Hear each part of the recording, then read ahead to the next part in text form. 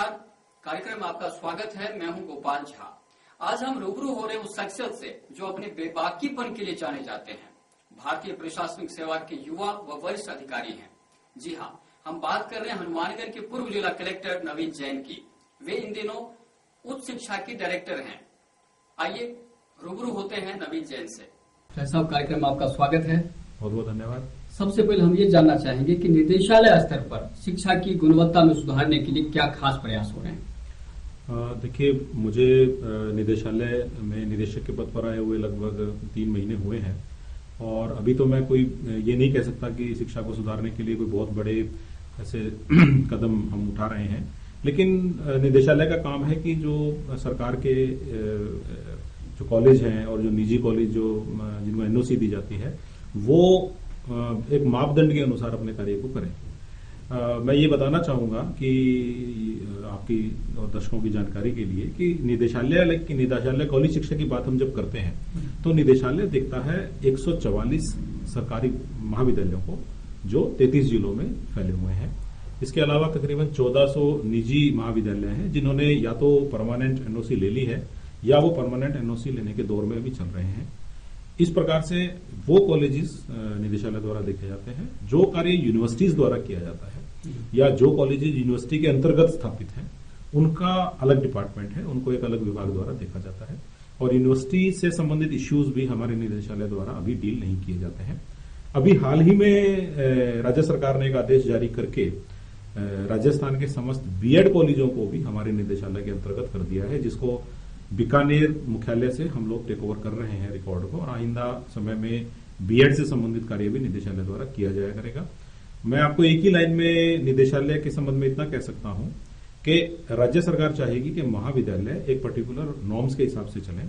उनकी बिल्डिंग का, उनकी भूमि का एक पर्टिकुलर साइज होना चाहिए। वहां का जो स्टाफ है वो पर्टिकुलर एक नियमों के तहत, लेबर लॉज की पालना, पीएफ के नियमों की पालना, बैंक अकाउंट के नियमों की पालना के तहत चले। निदेशालय का काम है उन सब नियमों की पालना करवाना। जहां तक शिक्षा के स्तर की बात आती है वो बहुत कुछ यूनिवर्सिटी से संबंधित इश्यू हो जाता है, तो इसीलिए निदेशालय का शिक्षा के संबंध में रोल काफी सीमित रहता है। लेकिन मैं ये जरूर कहना चाहूंगा कि अगर हमारे कॉलेजेस में स्टाफ की कमी है या और अधिक स्टाफ लिया जाना है आरपीएससी के माध्यम से, ये सब काम निदेशालय को देखना होता है और शायद शिक्षा का इस गतिविधि से सीधा सीधा संबंध है। तो हम निदेशालय स्तर पर यह प्रयास करते हैं कि जिन कॉलेजेस में सब्जेक्ट्स की फैकल्टी अवेलेबल नहीं है उनकी डिमांड आरपीएससी को भेजकर सिलेक्शन करवाया जाए और जो लोग सेलेक्ट होकर हमारे पास उपलब्ध हैं उनका इस प्रकार से प्रयोग किया जाए, इस प्रकार से उनको इस्तेमाल किया जाए पूरे सिस्टम में कि ज्यादा से ज्यादा विद्यार्थी पढ़ सके। चूंकि आप हनुमानगढ़ जिला कलेक्टर भी रह चुके हैं, आपके जाने के बाद हनुमानगढ़ का जो सबसे बड़ा कॉलेज था वो सरकारीकरण भी उसका हुआ है, लेकिन आमतौर पर देखा गया है कि उससे बहुत ज्यादा लाभ नहीं मिल रहा है विद्यार्थियों को। खासतौर पर व्याख्याता नहीं है, वहाँ पे कई सब्जेक्ट बिल्कुल ही नील है। तो आपसे बहुत ज्यादा उम्मीद है क्योंकि आपका हनुमानगढ़ से कहीं न कहीं जुड़ाव है। क्या प्रयास होगा उसके लिए? देखिए, मेरा प्रयास तो सभी प्रकार के कॉलेजों के लिए रहेगा और चाहे हनुमानगढ़ हो या कोई भी जिला हो। जहां तक आपने मुझे अभी बताया है कि हनुमानगढ़ के कॉलेज को सरकारीकरण के बाद ज्यादा लाभ नहीं मिले हैं, ये बात मुझे अभी बहुत विस्तृत रूप में नहीं पता है क्योंकि इस इश्यू को मैंने अलग से स्टडी नहीं किया। लेकिन डेफिनेटली आज मुझे 1-2 जगह से जो फीडबैक मिला है, मैं डेफिनेटली हनुमानगढ़ के कॉलेज की जो भी समस्याएं निदेशालय स्तर पर दूर हो सकती हैं उनको दूर करने का प्रयास करूंगा। मैं आज की डेट में इतनी बात जरूर कह सकता हूँ। जी, ये सब शिक्षा व्यवसाय बन चुकी है, क्या ये उचित है? देखिए, शिक्षा तो व्यवसाय कतई बननी नहीं चाहिए। ये बात तो आप किसी आम आदमी से पूछें या किसी अधिकारी से पूछें, चाहे वो उस विभाग में काम करे या नहीं करे। शिक्षा का व्यवसायीकरण एक सीमा के बाद तो किसी भी प्रकार से उचित इसलिए नहीं है क्योंकि शिक्षा मेरे हिसाब से देने वाले के लिए तो एक समाज सेवा का एंगल होनी चाहिए जिसमें प्रॉफिट भी हो सकता है और लेने वाले के लिए वो एक वस्तु नहीं है बल्कि अपने कैरियर को बनाने की, अपनी जिंदगी को सही प्रकार से चलाने की और उसके माध्यम से अपने परिवार को एक गरिमा के साथ कमाई करके लाके देने की एक पद्धति है। तो अगर इसका व्यवसायीकरण बहुत अधिक होता है, अगर हम शिक्षा को एक कमोडिटी बना देते हैं तो निश्चित रूप से हम सबको मिलकर इस बारे में प्रयास करना चाहिए। जी, मौजूदा पाठ्यक्रम की बात करते हैं हम। आमतौर पर आरोप लगता है कि जो बीए और एमए की जो डिग्री बांटी जा रही है या दी जा रही है, जो हासिल कर रहे हैं लोग, लेकिन वो बेरोजगारों की बहुत बड़ी जमात तैयार हो रही है हिंदुस्तान में। राजस्थान की भी वही कमोबेश स्थिति है, इससे अलग नहीं है। तो क्या मौजूदा पाठ्यक्रम में बदलाव जरूरी है? देखिए, हालांकि जो पाठ्यक्रम या सिलेबस डिफाइन होते हैं उसके लिए यूनिवर्सिटीज में बकायदा एक पूरा सिस्टम है जिसके थ्रू वो विभिन्न पाठ्यक्रमों का कोर्स जो है तय करते हैं। उनकी कमेटियां बनी हुई हैं इस बारे में। मैं अपनी पर्सनल ओपिनियन आपको ये जरूर बता सकता हूं कि वास्तव में जो देश में बीए एमए वगैरह हम लोग क्रिएट कर रहे हैं उसमें कहीं ना कहीं कुछ संशोधन की तो जरूरत है। और मैं ये बात इसलिए भी कह रहा हूं कि भारत सरकार इस साल 13-14 में पूरे भारतवर्ष में एक कंसेप्ट लॉन्च करने जा रही है जिसका नाम है कम्युनिटी कॉलेज, और राजस्थान भी उस कंसेप्ट में शामिल है। हम लोग भी प्रयास कर रहे हैं कि भारत सरकार के इस महायज्ञ में शामिल हुए। उस कंसेप्ट के बारे में मैं इतना ही बता सकता हूं कि उसका मतलब ही ये है कि हम जो आमतौर पर कॉलेज कोर्सेज में नॉलेज हासिल करते हैं उस नॉलेज के साथ एक स्किल को ऐड कर दिया जाए, जिससे कि मेरी एजुकेशन पूरी होते ही मैं किसी लाभदायक व्यवसाय में या तो खुद का व्यवसाय शुरू करूं या मैं किसी कंपनी या किसी जगह पे नौकरी कर सकूं। इसमें यह होगा कि जो हमारे कॉलेज सिस्टम है उसी कॉलेज में कुछ नए कम्युनिटी कॉलेज क्रिएट होंगे, और जब नए कम्युनिटी कॉलेज बनने से पहले हमारे पुराने कम्युनिटी कॉलेज ही कुछ वोकेशनल कोर्सेज को इस तरह से शुरू करेंगे जैसे कि 6 महीने का कोई सर्टिफिकेट कोर्स शुरू कर दिया जाए, जिससे कि बीकॉम का स्टूडेंट अकाउंटिंग वगैरह अगर सीखे तो कंपनी उसको तुरंत एम्प्लॉय कर ले। यानी कि बीकॉम की नॉलेज में अकाउंटिंग का स्किल ऐड करके कम्युनिटी कॉलेज कंसेप्ट में हम अगर काम करें तो जिस तरह से बेरोजगारों की जमात की बात आप कह रहे हैं हम उसको कम कर सकते हैं। इसी प्रकार के कोर्स बीए और बीएससी वाले भी कर सकते हैं।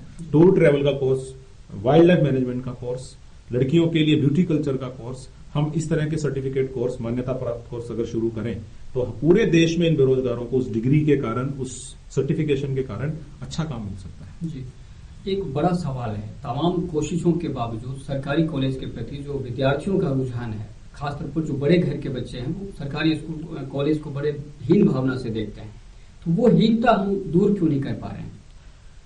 देखिए, मैं जहां तक समझता हूं कि तथ्यात्मक रूप से ये बात शायद इतनी सही नहीं है। ये ज्यादातर परसेप्शन बेस्ड बात मैं कहूंगा। जैसा कारण ये है कि मेरे देखने में तो यही आया है कि चाहे उदयपुर हो, चाहे जयपुर हो, चाहे अजमेर हो, अच्छे बड़े घरों के बच्चे, अच्छे टैलेंटेड बच्चे सर्वप्रथम तो एडमिशन सरकारी महाविद्यालयों में ही लेना चाहते हैं। और ऐसा मैं जरूर कह सकता हूं कि कुछ सरकारी महाविद्यालयों में कुछ पर्टिकुलर कोर्सेज में हमारी रेपुटेशन बहुत अच्छी होने के कारण वहां काफी कंपटीशन है।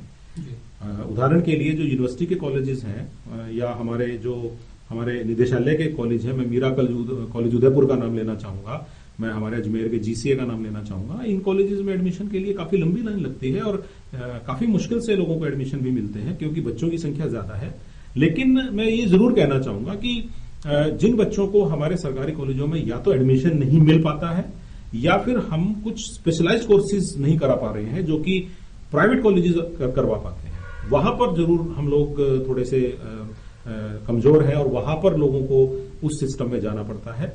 और हम लोग ये पूरा प्रयास कर रहे हैं और मेरे ख्याल से आने वाले समय में ये प्रयास और पुख्ता रूप से हम करेंगे कि यदि कोई व्यक्ति मात्र इस कारण से प्राइवेट कॉलेजों में जाता है कि उसको लगता है कि वो प्रोफेशनली ज्यादा अच्छे मैनेज हैं, तो गवर्नमेंट में भी प्रोफेशनलिज्म लाया जा सकता है। जी, एक आपके बारे में एक आमतौर पर एक धारणा है लोगों में कि आप लीग से कुछ खास करना चाहते हैं हमेशा, चाहे आप जिला कलेक्टर के रूप में रहे हों या किसी और विभाग में।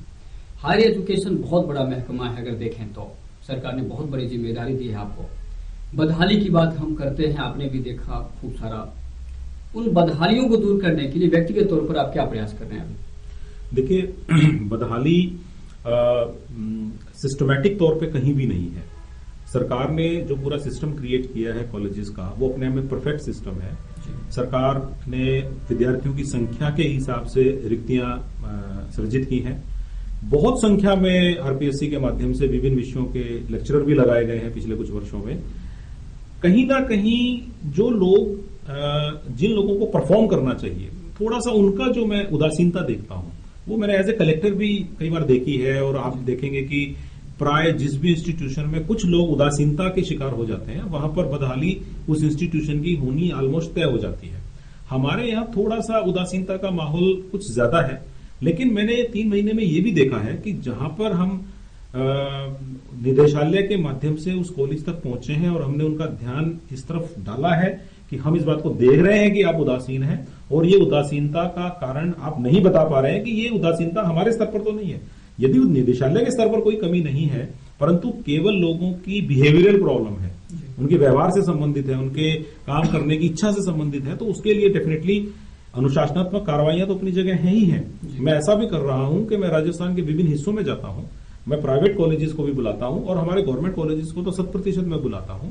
और अभी हम लोग वीडियो कॉन्फ्रेंसिंग का भी सहारा ले रहे हैं जल्दी ही इस वीक में से, कि हम लोग जो हमारे वीडियो कॉन्फ्रेंसिंग की सुविधा है उसके माध्यम से भी प्रिंसिपल से बात करें। हम लोग उनसे संवाद कायम कर रहे हैं ताकि हम ये जान सके कि उदासीनता के पीछे कारण क्या है। इस टू वे कम्युनिकेशन से जब मैं उदासीनता के कारण को समझूंगा तो मैं उसे दूर कर पाऊंगा। और मैं आपको डेफिनेटली ये कह सकता हूं कि जिस प्रकार से बहुत सारे पेंडिंग कार्य जो पड़े थे, वो पेंडिंग कार्य जिस स्पीड से अब हो रहे हैं कॉलेजों में भी और निदेशालयों में भी, तो डेफिनेटली वो संवाद का इफेक्ट हमें नजर आ रहा है। जी जज साहब, जिस तरह से प्राइवेट कॉलेजों की संख्या बढ़ रही है, कहीं न कहीं शिक्षा लोगों के नजदीक जा रही है, लेकिन इससे कहीं न कहीं दूसरा पहलू जो सामने आया है कि शिक्षा की गुणवत्ता भी प्रभावित हो रही है। आप कितना इत्तेफाक रखते हैं इससे? देखिए, बहुत सारे महाविद्यालय खुलना, मैं इसको ये तो नहीं कहूंगा कि इसमें कोई नेगेटिव फैक्टर है। कारण ये है कि राजस्थान भारत का लार्जेस्ट स्टेट है, पॉपुलेशन भी बहुत ज्यादा है और हम काफी समय तक शिक्षा के क्षेत्र में, विशेष तौर पर पॉली शिक्षा के क्षेत्र में पिछड़े रहे हैं। इसीलिए जब से राजस्थान में महाविद्यालय के खोलने की पॉलिसी में रिलैक्सेशन हुए हैं और निजी महाविद्यालयों को प्रेरित किया गया है, काफी अच्छे रिजल्ट सामने आ रहे हैं। ऐसी स्थिति में मैं नहीं समझता कि सरकार को अपने स्तर पर महाविद्यालयों की संख्या को सीमित करने की आवश्यकता है। और मैं एक बात और कहना चाहता हूं, महाविद्यालय एक ऐसी चीज है कि यदि ये बहुत संख्या में भी खुल जाते हैं, तब भी हर महाविद्यालय जब खुलेगा तो वो ये तो देखेगा ही कि वो अपने आप को किस प्रकार से जस्टिफाई करेगा। कहीं ना कहीं महाविद्यालय बहुत दिनों तक लॉस में नहीं चलेंगे। तो मेरा ये मानना है कि महाविद्यालय खोलने वाले अपने आप ये देखेंगे कि +2 से निकलने वाले छात्र कहाँ उपलब्ध हैं और किस प्रकार के कोर्सेज की डिमांड है, उसी हिसाब से वो महाविद्यालय खोलेंगे। मैं आपको एक जानकारी और देना चाहता हूं कि यदि कुछ लोगों ने इन बातों का ध्यान नहीं रखा है तो काफी संख्या में हर साल महाविद्यालय बंद भी होते हैं, बहुत सारी मान्यताएं निरस्त होती हैं, ये बात भी रहती है। इसीलिए सर्वाइवल ऑफ द फिटेस्ट, यानी कि जो कॉलेज जिस इलाके में बढ़िया परफॉर्म करेगा, वो पहले भी चल रहा था और वो भविष्य में भी चलता रहेगा।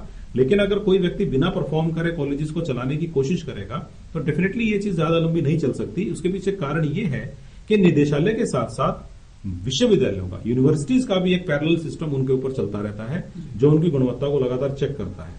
आपने कितने एडमिशन फॉर्म भरे हैं, आपने कितने एग्जामिनेशन फॉर्म भरे हैं, आपका एग्जाम कैसा रहा है, आपका रिजल्ट कैसा रहा है। डेफिनेटली बहुत सारे सिस्टम से मैं नहीं समझता कि ये रहेंगे। और अगर आपका इशारा ऐसे निजी महाविद्यालयों की तरफ है जो कि शिक्षा को व्यवसाय की तरफ लेकर जा रहे हैं या बहुत सीरियस होकर शिक्षा